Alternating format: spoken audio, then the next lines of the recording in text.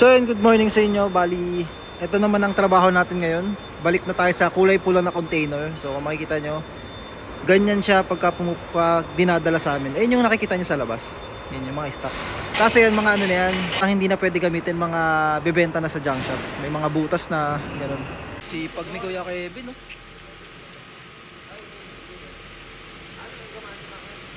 Kuya Kevin, di ka na nagtatrabaho? Di ka na nagtatrabaho? Alis ka na ng company.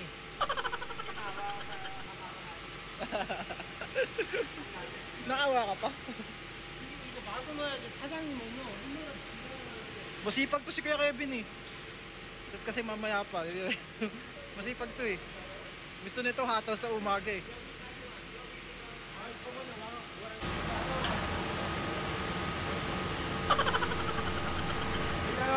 Idol naman ako, Felix yan eh.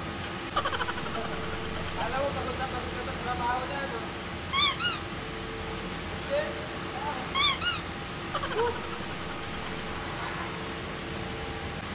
Pagod na, Felix. Siyempre alis na si Kuya Kevin, ako na yung papalit dito. Ito mo na nakadakit kasi hindi naiinita ng katawan. Walang ginagawa eh. Ito yung mga suot ng mga supervisor. Hindi na mag-uniform. Bali yan yung ginagawa ni Kuya Kevin, yung 4 na pininturahan natin kahapon. So yun, huwag ka maniwala dyan, may ginagawa ako kaso umaandar yung makina. Siyempre yung gagawin ko dun, tambay. Pagka gumagana yung makina ko, palibot-libot lang tayo dito. Ito yung Anjon Bion. Petix lang. Talagay ito dito. Tapos i-check mamaya kung may leak or wala. Yan yung ginagawa dito. Talagyan ng mga ganyan, tas belbu, bulb, tas papangalanan, tas all goods in the hoods.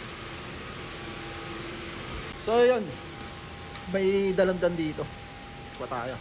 12:30 no, malapit na naman kami kumain no.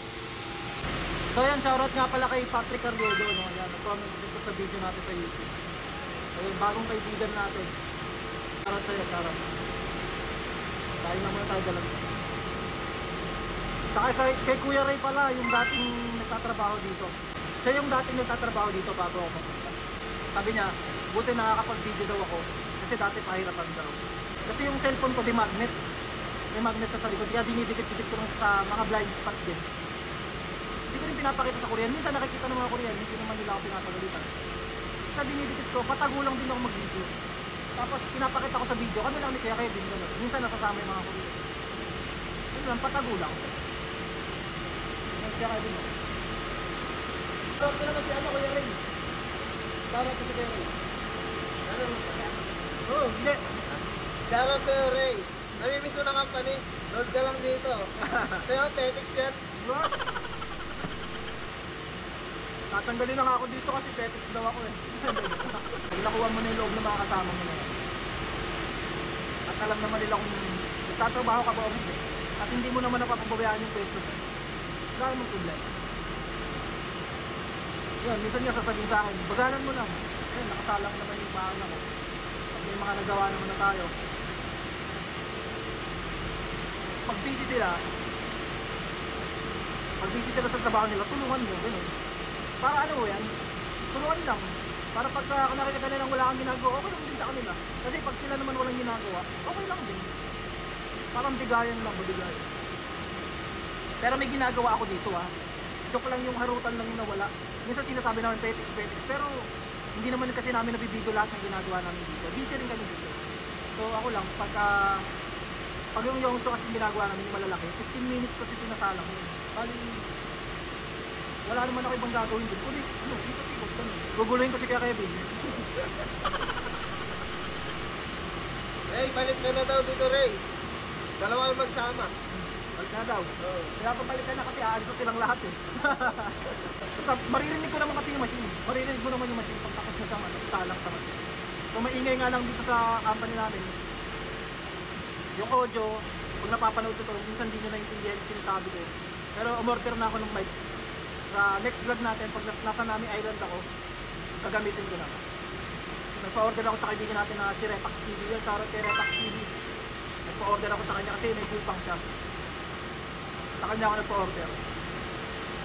Excited na nga ako sa mic niya. Maganda yun. Nakabit lang natin dito, tapos klaro na yung salita. Dito pala sa company namin, may mga blind spot din dito, parang sa Pilipinas. Yung mga camera kung saan nakatutok, siyempre doon ka sa hindi nakatutok. Tsaka dito, anuhan din. Sabihan din pag nandyan yung boss, nandyan yung boss. Mapapansin mo sa kanila pag nandyan yung boss. Pag mga naka-safety hat sila, naka-safety hat. Kunyari ako nakita ko, sabihin ko sa kanila nandyan yung boss.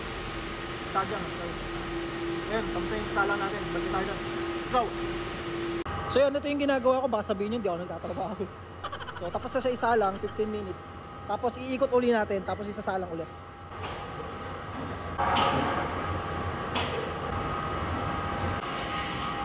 So yan yung problema, 15 minutes. 15 minutes ulit tayo tatambay. Let's go!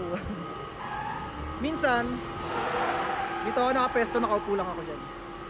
Nakatago ako dito sa mga tangko. Ito yung pesto ko.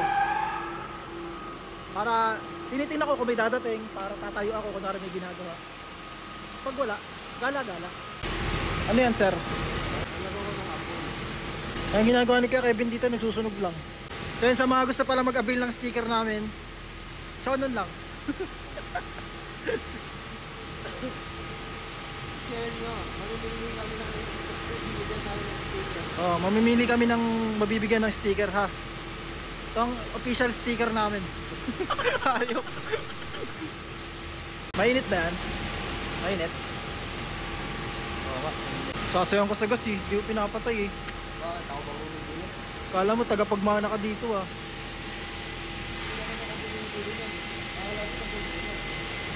Sa Pinas, bantay sarado yan, patayin mo. Bawas sa sahod mo yan pag sumobra ka sa gamit.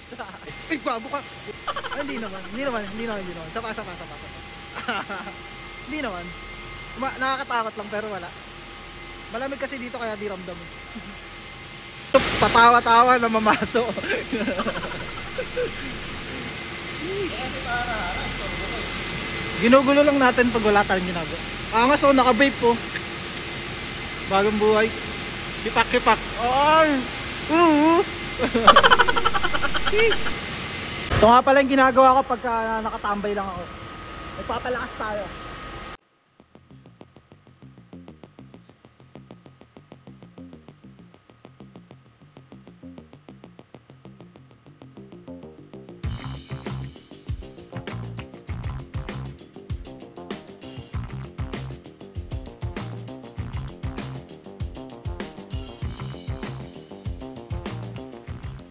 Ito yung pinaka-favorite part namin sa trabaho. Ang kumain. Anong ulam yan? Paksiw yan, no? Paksiw. Adobo. Adobo ba? Malino naman ako. Kala ko paksiw.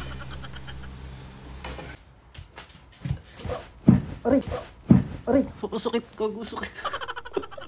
So yung tulog tayo kasi maaga tayo, 12:30. At mag-grocery ulit tayo dahil Friday ngayon. Let's go! Naintindihan nyo ba? Parang pumikit lang ako. Let's go! Sabas ako babago. Ganito yung itsura pagka bagong gising, nagkakamot-kamot. Parang naiirita. Ayan, tara na. Let's go. Ito yung ginagawa namin sa outside. Oh. Yan. Inspection. Kaya Kevin yung nag-inspect. Check natin. Yan, ganito. Tindihan nyo? Ako din hindi.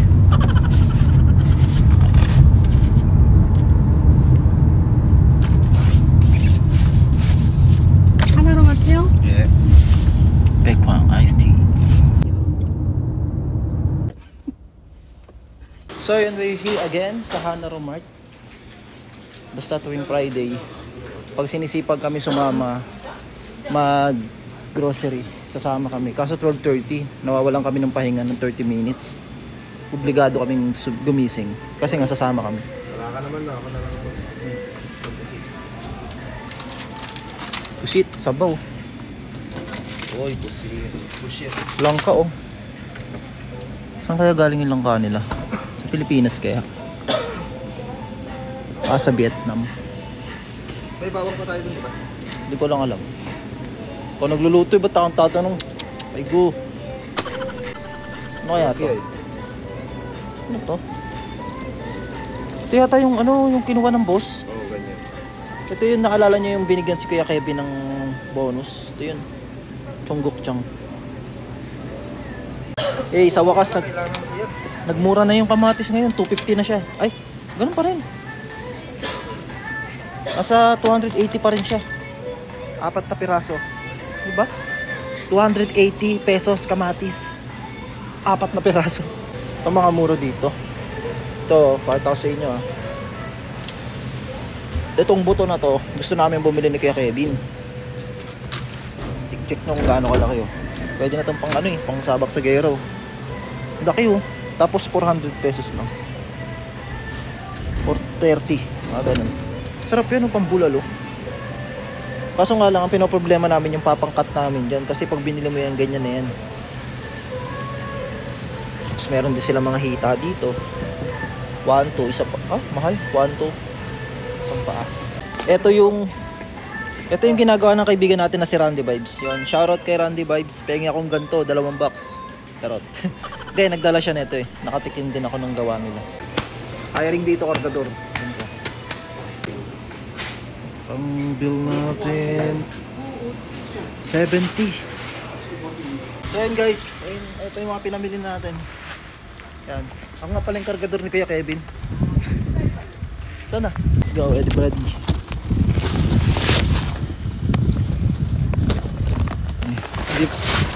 Gas beat. Parang naulit na itong nangyari na to. Anong same lang. Bell pepper. So yun, kakapamili lang natin.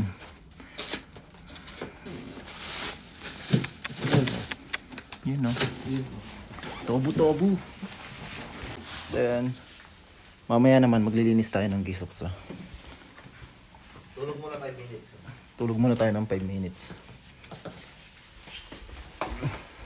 Bumili rin tayo ng panghugas ng pinggan. Tsaka toothpaste. So yan. Sa mga hingi ng toothpaste, PM nyo lang ako. Papadalang ko kayo. Let's tulog muna tayo. May 5 minutes pa tayo. Boom. So yun, balik trabaho na tayo. At 1 PM na.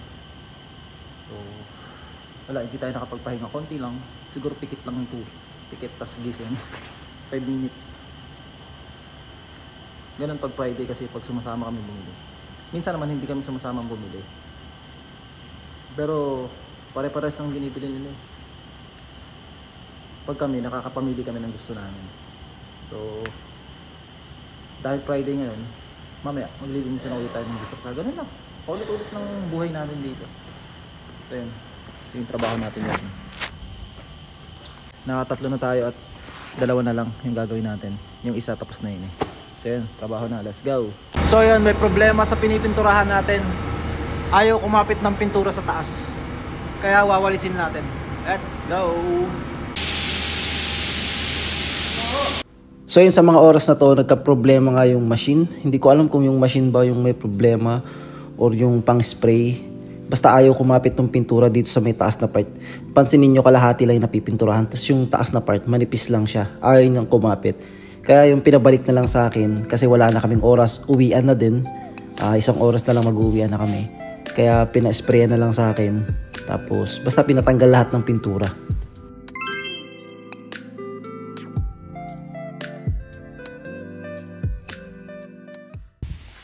So yun, tapos na tayo maglinis ng pesto. 5:35. Grabe. Hindi na ako nakapaglinis dito sa gisoksa. Si Kuya Kevin na lang. Kasi nga nagka-problema yung diba? Pintura. So, grabe. Unexpected yung nangyari. Kaya, yun. Ito yung tsura ko.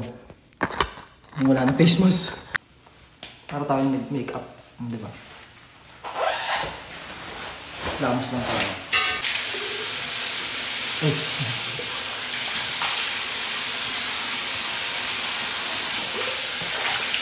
Lamos lang mamaya na tayo maligo. Hindi pa out eh. So yun guys, tapos na naman yung isang linggong trabaho namin. Yan. Kaya Kevin. Umiiyak na naman. Bali, nagpaalam kasi siya kanina. Siyempre, di ba nga, alis na siya. Tapos, inaantay niya yung araw na to, Friday, kasi yung isanim namin para makausap niya. So, yung kinausap niya. Ano sabi mo kaya, Kevin? Ha? Nag-iyakan kayong dalawa? Ano sabi mo? Iyak kami dalawa eh. Iyak sila. Ganyan, maiyakan yan. Ako lang matapang dito sa company. Buti na hire ako dito. Ano ka sabi mo? Ha? Ano sabi mo? Sir. Doon, nagpaalam ka. Hindi, alis na ako. Ayun, nagpaalam na nga. Siyempre kailangan dumaan muna dun sa mga bago dumiretso sa boss. Tapos yun, ayun yung mga hinaing ni Kuya Kevin niya, yung sinabi ko sa inyo, hindi ko pa na-upload. Basta siyempre, saglit na lang siya dito sa Korea. Siyempre sayang yung panahon niya. At alam niyo, para pag uwi ng Pinas, siyempre may ipon na. Dito kasi nga sa company, saktuhan lang talaga. Parang malaki din naman yung sahod, pero siyempre mas mag-attempt ka na ng mas mataas pa. Kasi last mo na eh. Kaya nga, last na. Ayun naman, baka sabihin nyo, ang yabang nyo naman, kumikita na kayo. Hindi talaga. Pag dito kasi, diba kumikita ka ng 80 to 90. Nato ba yun? Hindi. Na. So yun nga, siyempre, dito tayo, kumikita na tayo ng ganun. Siyempre, naghahanap pa rin tayo ng mas mataas na kita dito sa South Korea. Kasi nga ako naman talagang naintindihan ko si Kuya Kevin kasi matagal na nga siya dito sa Korea, matagal na siya dito sa company na to, matagal na rin naman yung naging serbisyo niya dito. Wala naman siyang problema dito. Ang reason niya lang talaga bakit siya aalis dun nga sa sahod. Kasi nga, diba wala nga kaming OT dito, wala rin kaming pasok ng Sabado Linggo. Parang naisip niya, sayang yung panahon. Kung nasa ibang company ako, kumipasok ng Sabado Linggo, may OT. Diba? May chance ka na kumita ng mas malaki at makakaipon ka, makakapag-save ka ng pera. Lalot si Kuya Kevin, 3 years na lang siya dito sa Korea, yung natitira niya. So, tama, sabi ko, nga. Kasi kung mag-stay ka dito sa company, tas hindi ka na babalik, hindi na kasi siya babalik. Pag natapos na yung contract niya, hindi na siya babalik. So, kung i-stay niya dito sa company namin yun, na yan, 2 million nga lang nagiging sahod niya, 2.1. So, nasa nasa 85,000, 88, mga ganun. 90 yata, nasa 90,000. Yung malinas So, kung mag-i-stay siya dito na ganun, ayun, same lang din.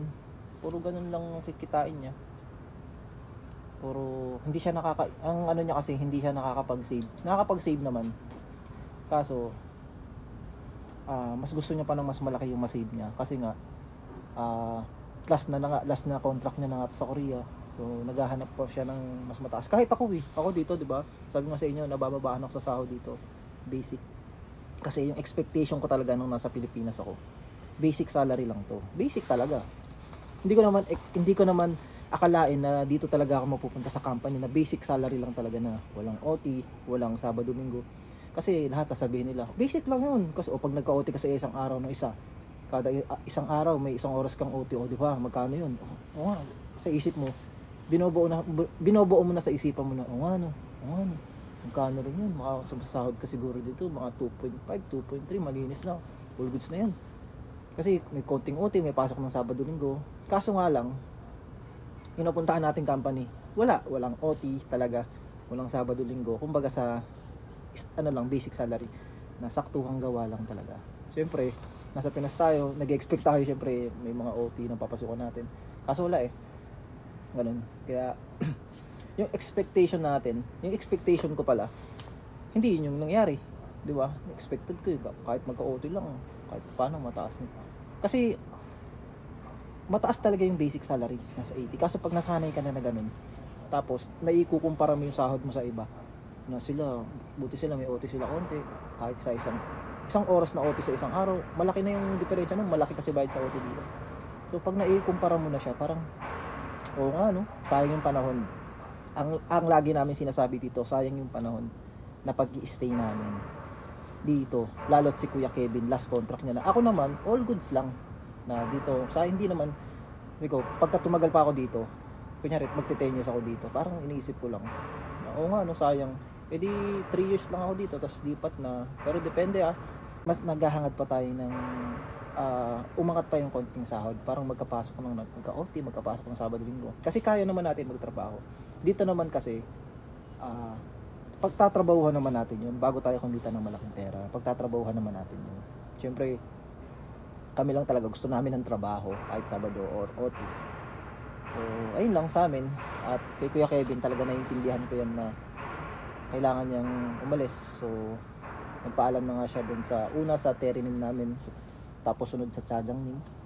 Tapos nung Monday pa siya nagpaalam, Friday na ngayon. Ngayon, galing outside yung isanim namin, yung director. So kanina nandiyan nata sila sa Gisuksa. Ako kasi busy, di ba? Nasira nga yung pintura. Nag-usap sila pala kanina. Sinabi niya na ganun nga. Hindi naman siya nagre-request na taasan yung sahod niya. Nagre-request siya na magka-OT man lang dito sa company or magkapasok ng Sabado. Kahit 2 Sabado nga lang daw Ayun lang. Para may pandagdag kahit papano. Kaso wala. Hindi daw talaga kasi yung dito sa company mahina nga daw. So, yun. Sabi sa kanya na sasabihin na lang natin sa Sadyang kung basta sasabihin pa sa Sadyang kung ano yung magiging desisyon. So, yun lang. Basta nasabi ni Kuya Kevin yung part niya na ganun na nga yung gusto niya nang umalis, lipat siya ibang company. Kasi yung comparison ng sahod, may mga company kasi dito. Yan. Kasi may mapapasukan naman siya sa mga kaibigan niya na masahod ng mataas kahit papaano dito. Kasi dito nga 2.3 siya, 2 million nakukuha niya. Doon sa sahod malinis ng 2.7. Ang laki ng difference, di ba? Nasa 30 to 40,000 din yung difference. Nasa ganun yung difference. So, yun. Papaalam lang muna ako sa director natin. So, yung bali naligo muna ako at tuloy tayo sa pinag-uusapan natin. Dito gusto ko din magpa-release. Kaso walang reason. Walang, dadahilan ko. Mababa po yung sahod nyo. Pinirmahan ko sa kontrata yun. Diba? Pag na-hire ka kasi, makikita mo na ayun, walang OT. Siyempre, alangan namang nagka-contract ka, tatanggihan mo. Diba? Yung iba, inaasam na ma-hired. Nasa Pilipinas tayo, nag-aasam tayo na ma-hire tayo ng mga company, tapos ikaw tatanggihan mo, walang OT, tanggihan ko to. Hindi, siyempre, grab mo na yun. Kaso, nung nandito na kami sa Korea, siyempre, kahit pa paano, expect ko na may OT, kahit pa paano, minsan OT, Sabado, ganun, wala talaga. So, basic talaga. So, sabi ko Kuya Kevin, tinitingnan lang kita pero gusto ko magpa-release kaso wala namang reason na sasabihin ko, hindi po kayo tama magpasahod, tama naman magpasahod dito. Ganto. Wala talaga. So, si Kuya Kevin, pwede naman na valid din yung reason niya kasi matagal na siya nanilbihan dito. Hindi to applicable sa lahat Hindi ko sinasabi na magpa-release kayo kasi mababa yung sahod or basic lang kayo. Pero si Kuya Kevin kasi matagal na siya dito sa company. Sincere siya. So, ayun na lang yung naging niya, sabi ko. Ang sinasabi nito sa Chajangnim namin. Last ko na kasi to. Last na 3 years na ganyan 4 years. Basta yung natitira niyang taon dito. Gusto ko magtrabaho sa ibang company na may OT at may pasok ng ganito para may maipon naman ako para pag uwi ko ng Pinas. Kasi for goods na nga siya, hindi na siya babalik dito. So, yun. Sinabi niya sa isa namin at sa Chajangnim, ipapagpaalam to sa boss. Kasi pwede din di ba? Matagal ka na rin naman nanilbihan dito. Siyempre, depende sa boss mo. Parang kung iisipin ng boss na, hindi, dito ka lang. Parang kung yung sarili niya isipin niya, dito ka lang. Baka hindi siya payagan. Pero kung iisipin niya, kasi may pamilyado yung tao. 3 na anak ni Kuya Kevin. So, kung may puso siya, di ba?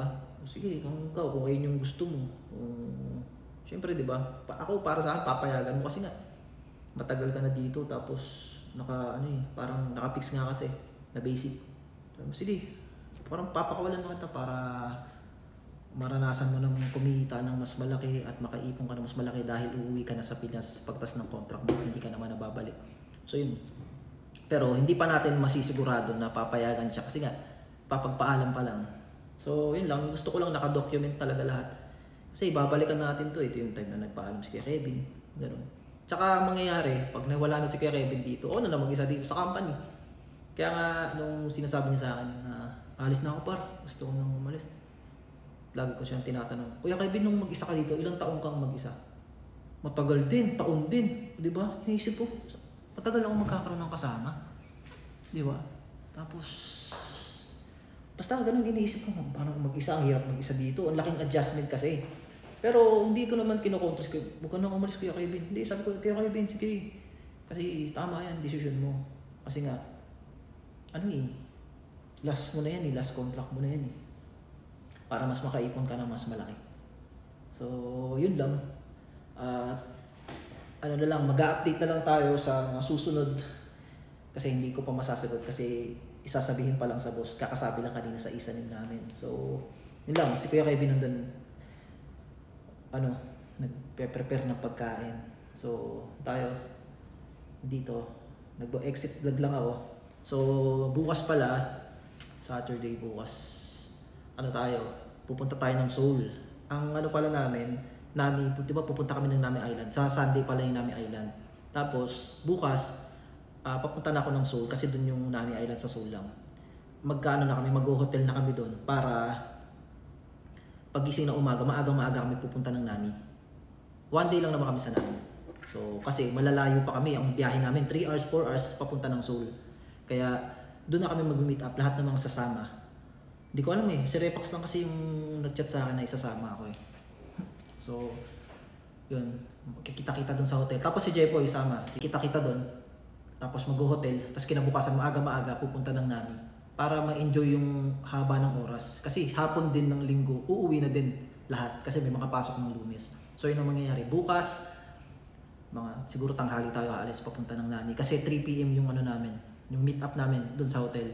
Next Lunes, Sunday, nasa Nami Island kami. So, yun, busy yun. Vlog na yun.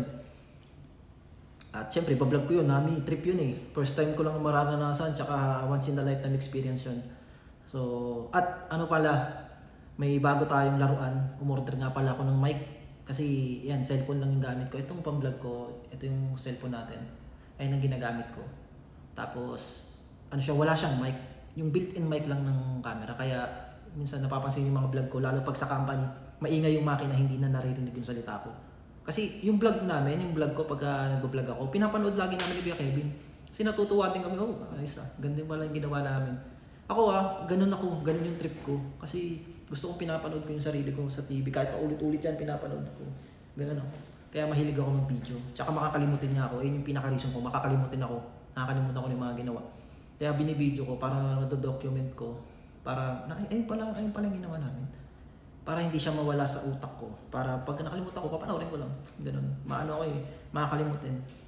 Yun ang reason ko kaya ako nagbablog. Tsaka number 1, memories. Sabi ko, hindi na mauulit. Hindi na mababalik yung pagkakataon na yun. Kaya, yun, vlog, videos. Ayun yung ayun yung pinaka-reason ko ba't ako nagbablog. So, yun nga. Tapos, yun yung bago nating laruan. Mic yun. Nagpa-order ako kay Repax. Mic siya na kinakapit dito. Wireless mic para mas klaro na yung salita. Mas naintindihan na at kahit sa loob ng company ay maririnig niyo yung boses ko. So, tapos after namin sa Nami Island, Monday magsasaka daw kami. Magpa-farm. Harvest daw kami ng kamote. Hindi ko alam sinabi lang kanina nung kwadyang lim namin. Sa Seoul kami Bali sa Monday, umaga-umaga, babiyahe kami papunta ng Seoul, tapos mag-harvest ng kamote. Di ba? Kung ano-ano pinapagawa sa amin dito sa company. Harvest ng kamote, tapos uuwi ng hapon. So, hindi ko pa alam. Basta yun yung mangyayari. So, abang-abang na lang sa vlog. So, yun. Salamat nga pala sa mga, sa mga nakasuporta sa vlog natin. So, hanggang dito na lang dahil mag-edit pa ako ng mga vlog. Kasi tambak na rin ako sa videos. At dapat bukas, marami ng space yung memory ko dito sa cellphone na gamit ko. Kasi nga, vlog tayo ng Sabado, Linggo, Lunes. So, yun lang. Paalam. Bye-bye. Let's go!